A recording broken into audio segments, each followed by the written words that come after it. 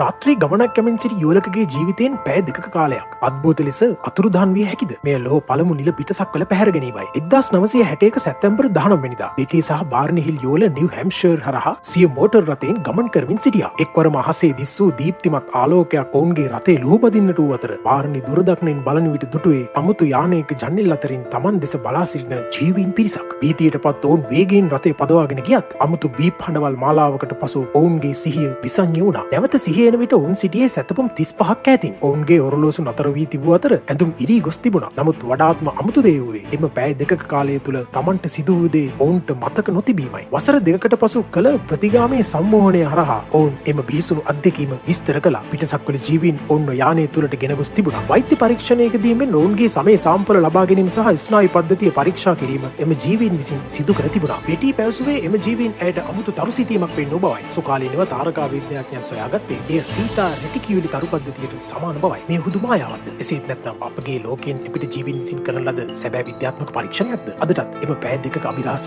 විසඳී නැහැ. ඔබ හිතන්නේ ඔවුන් ඇත්තටම පැහැරගත්තා කියලාද? මේ වගේ දේවල් දැනගන්න හැකිනම් subscribe කරන්න. නොහැකිනම් වහාම subscribe කරන්න.